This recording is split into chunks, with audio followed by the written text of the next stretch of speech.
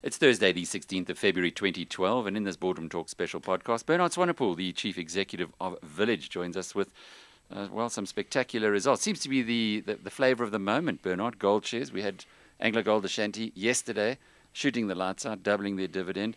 You've gone even better than that, if it's possible, coming from a loss at an operating level into some serious money, some serious cash that's being thrown off now by a company that you've put together. Can we call it Harmony Mark II? Nah, this is Village Mark 1. But I'm sure Harmony will try and change their name to Village Mark 2 soon. Obviously, this reflects the gold price, first and foremost. And then the assets we've put together, we always thought had some scope for cost reductions. We've done that. And so today there's a decent margin. We produce gold at 300,000 Rand a kilogram. We get 420,000 Rand a kilogram. It's not too bad a business, but very, very much thanks to the gold price. As far as that cost is concerned, why don't you just explain it to us? You have a cash cost in your results and then a notional cost. The notional one's higher. Why? Well, the notional cost is an attempt to show full cost. The cost that you would incur to open up new blocks of ground to mine.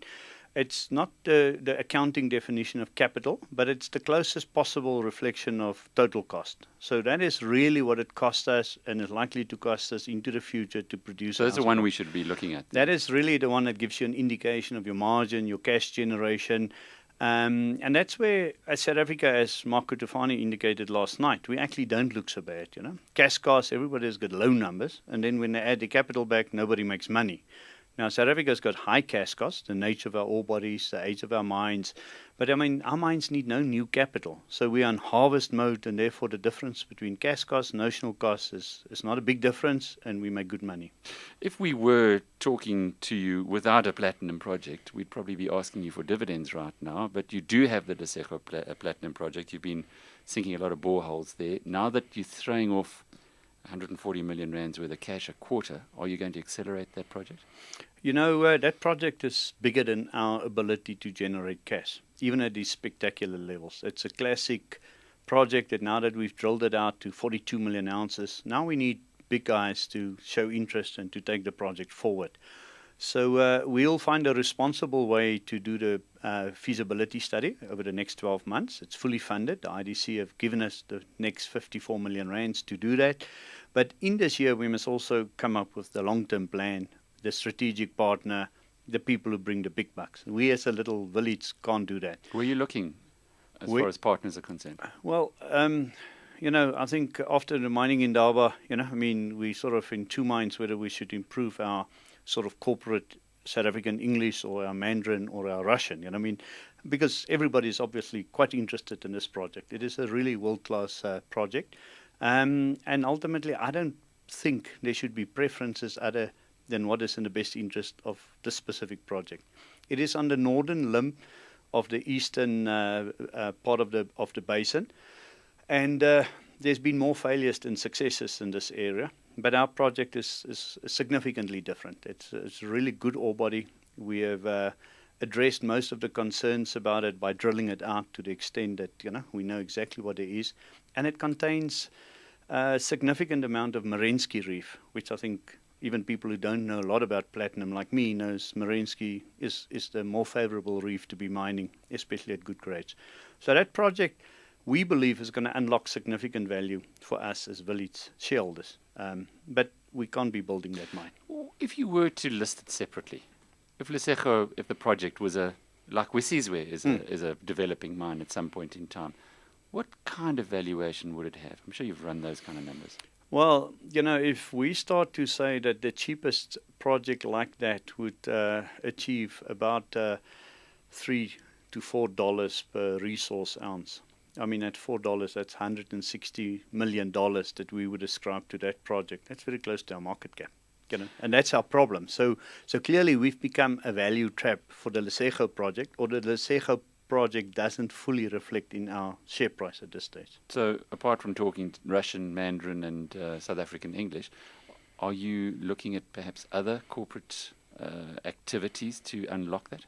The timing of that would have to follow the feasibility study. So we're in the third phase of this feasibility, the bankable feasibility or the definitive feasibility phase. That takes the rest of this year. So if that is still the only route to go forward, then that would probably be next year this time. So you're not looking outside of Plan A for the next 12 months. Yeah. I ask that because in a very interesting interview we had with one of your new shareholders, DRD's Neil Pretorius, he was suggesting that the 85 million shares that they own now in Village are worth a whole lot more than the R1.75 that the value that was put on it for the acquisition of your acquisition of the Blyvoorraadse mine. And he suggested that he wouldn't be a seller anytime soon until the Lesego project has been unlocked. I guess you got other shareholders telling you the same thing. Very much so. And our game plan to our shareholders have been to unlock the value that we've got in First Uranium. That game is getting played right now as we speak. And we are very confident that that 400 odd million rands will come back to us very soon.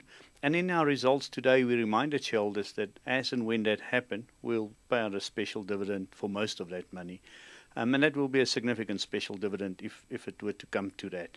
And then we've acquired interesting assortment of mines, some of them that we've basically taken up the value curve now to where we would not necessarily be against on selling them or, again, bringing in strategic partners. The Consmerz mine, which we paid 30 million for, it made us 37 million in the last 6 months. So that's a payback of about 5 months.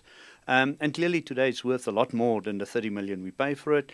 Antimony doesn't sit that comfortably within our gold portfolio. There are people who really want to build antimony companies, and they could. We're currently having interesting early conversations with a couple of those sort of companies. So that would be our model. Is if we take these old assets, we turn them around, we remember to take some value off the table, send it back to our shareholders.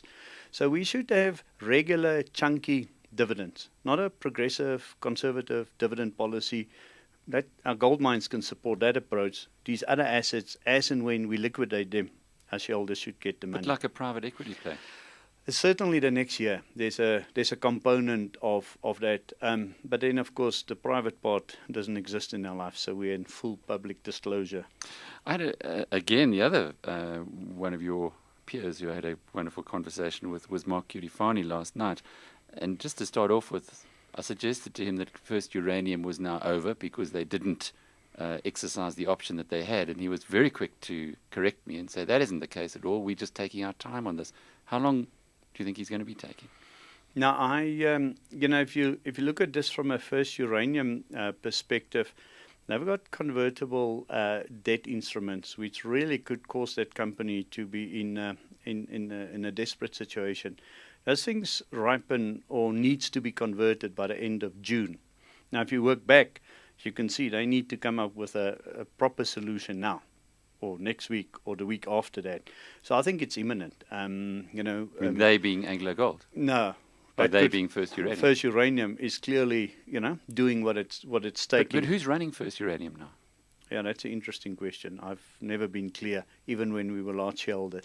Now, this specific project I read in there, results are being driven by a special committee of independent directors, as you would expect, because clearly at some stage, executive management, can't really do what's best for the company if it means breaking it up and selling it because they've got vested interest. So I suspect that independent committee is probably busy driving that process.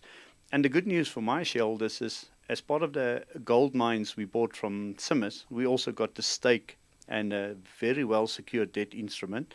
Well secured because it is secured against Mine Waste Solutions, the profitable part of that business. So whoever buys that business will have to pay us back our 400 million rands or 392 million rands. I'm already sitting, waiting. I'm very confident about that one. The other story of Mark Curifani is, and I'd love to get your more broader perspective on this, is Warren Buffett